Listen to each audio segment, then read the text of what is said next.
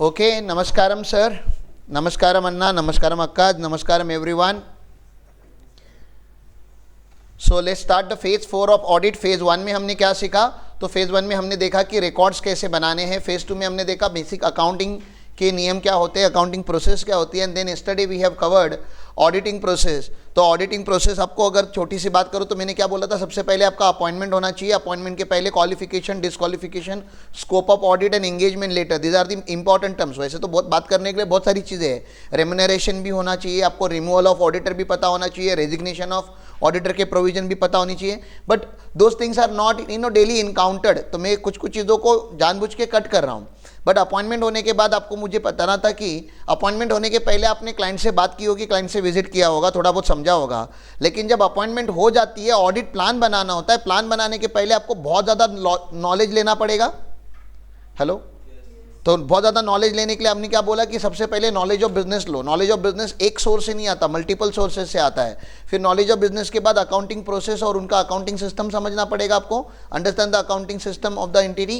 And then third मैंने बताया था आपको कि उनका इंटरनल कंट्रोल आपको समझ में आना चाहिए. डिटेल में इंटरनल कंट्रोल उसका इवैल्यूएट करना है आपको. इवैल्यूएट करना मतलब देखना है कि रिस्क हाई है या रिस्क लो है. 3 टाइप के रिस्क की हमने बात की थी, inherent risk, control risk and detection risk. Inherent risk मतलब अगर कोई कंट्रोल है ही नहीं तो कितनी रिस्क है, जीरो कंट्रोल. अगर आप ये ऑफिस वगैरह सब बिना लॉक के, बिना अगर सब कुछ ओपन रखोगे तो क्या क्या हो सकता है गलत, दैट इज इनहेरिएंट रिस्क. और उसको रोकने के लिए फिर हम क्या क्या करते हैं, कुछ कंट्रोल लगाते हैं ना, तो उसको हम इंटरनल कंट्रोल बोलते हैं. इंटरनल कंट्रोल लगाने के बाद सारी रिस्क जीरो हो जाती है क्या? नहीं, फिर भी क्या होता है, कंट्रोल लगाने के बाद भी कुछ चीज़ें गड़बड़ हो सकती है, उसको हम कंट्रोल रिस्क बोलते हैं. अच्छा, हमने कोई सिस्टम नहीं था तो उस रिस्क को इनहेरिएंट रिस्क बोलते हैं. फिर हमने कंट्रोल लगा कि उस रिस्क को कम करने का ट्राई करते हैं.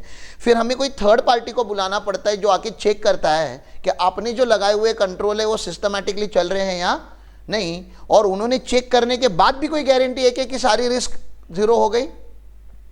नहीं. ऑडिटर ने ऑडिट करने के बाद भी चीज़ें 100% क्लियर हो गई ऐसा नहीं है, तो उसको हम बोलते हैं डिटेक्शन रिस्क. कि ऑडिट करने के टाइम पे भी आपको वो चीज़ें शायद ना मिले कुछ चीज़ें, लेकिन धीरे धीरे कम नहीं होती जाएगी.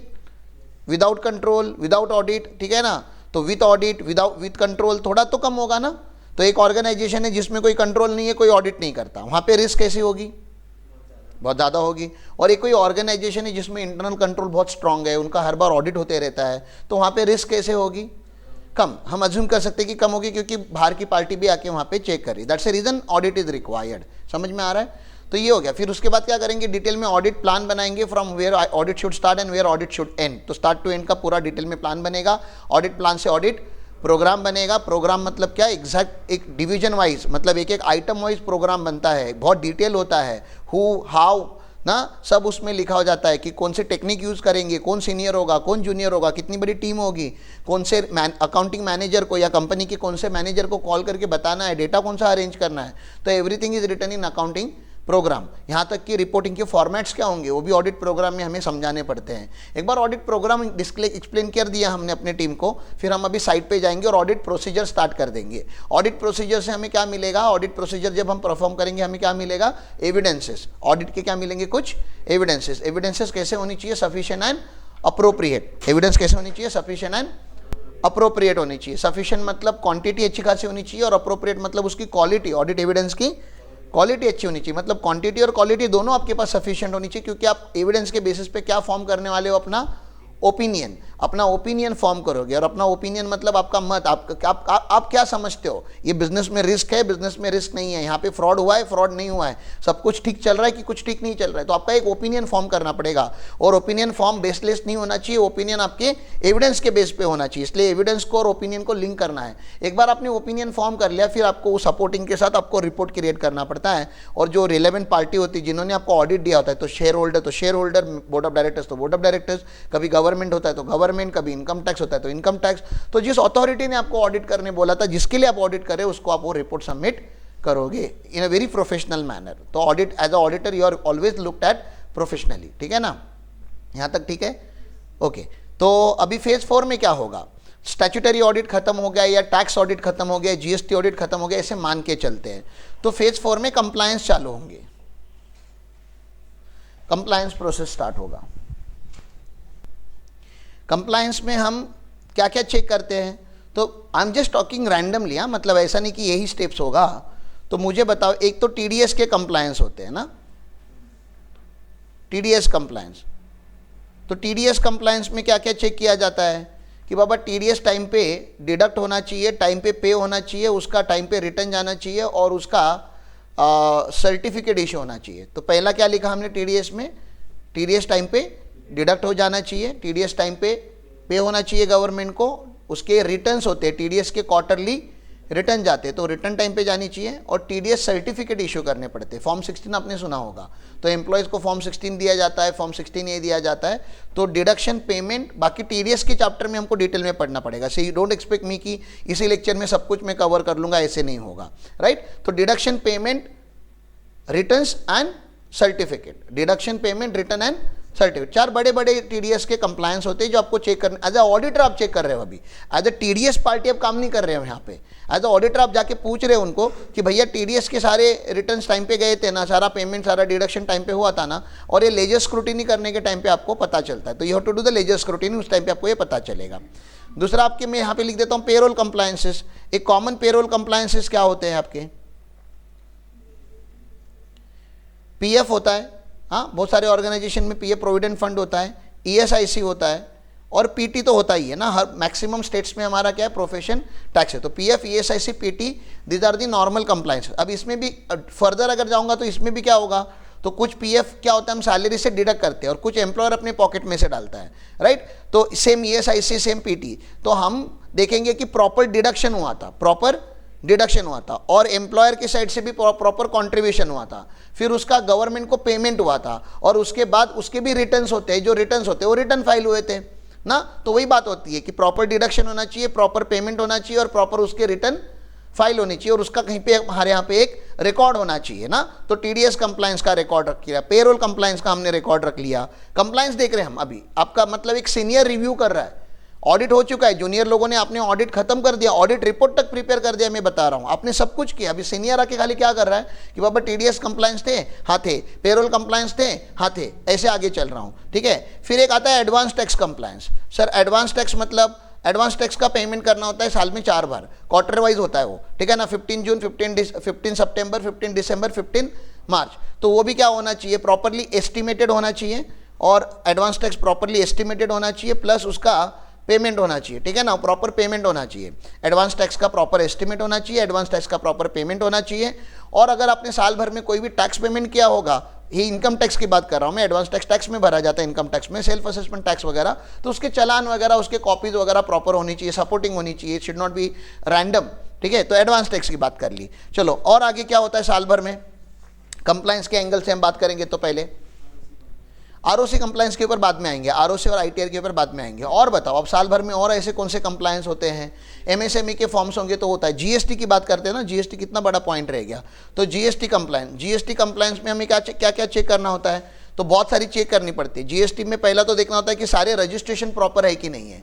रजिस्ट्रेशन मतलब अगर आपके 5 प्लेस ऑफ बिजनेसेस रहेंगे तो आपको एक प्रिंसिपल प्लेस ऑफ बिजनेस और बाकी के एडिशनल प्लेस ऑफ बिजनेस करके आपको रजिस्ट्रेशन लेना पड़ता है। जीएसटी स्टेट वाइज है, तो अगर आप मल्टीपल स्टेट में काम करते हो तो आपको अलग अलग स्टेट के रजिस्ट्रेशन लेने पड़ते हैं। रजिस्ट्रेशन में देखने का कि सब कुछ प्रॉपर अपडेट हुआ है कि नहीं हुआ है। पता चला आपका बैंक अकाउंट चेंज हो गया, आपने रजिस्ट्रेशन में अपडेट नहीं किया है, आपका एड्रेस प्रूफ चेंज हो चुका है, आपने बैंक अकाउंट में अपडेट नहीं किया, आपके सिग्नेटरी चेंज हो चुके हैं, आपने रजिस्ट्रेशन में ऐड नहीं किया है। तो पहले तो देखो कि रजिस्ट्रेशन वैलिड है या नहीं है। इंपोर्ट एक्सपोर्ट करते रहोगे तो बॉन्ड करके एक आता है ना, तो आपको वो बॉन्ड्स वगैरह आपने लिया है कि नहीं, वो सारे चेक करने पड़ेंगे। तो रजिस्ट्रेशन की रिलेटेड चीज़ें आपको पहले चेक करनी पड़ेंगी। एक बार आपने रजिस्ट्रेशन कर लिया जीएसटी में, तो उसके बाद आपको क्या करना है, रजिस्ट्रेशन के बाद आपको जितने भी आप सेल परचेस कर, जीएसटी तो पूरा सेल एंड परचेस से कनेक्टेड है, तो सेल एंड परचेस के रिकॉर्ड आपके पास होने चाहिए। तो किसके रिकॉर्ड होने चाहिए यहाँ पे जीएसटी के, सेल एंड परचेस का रिकॉर्ड होना चाहिए, ठीक है ना।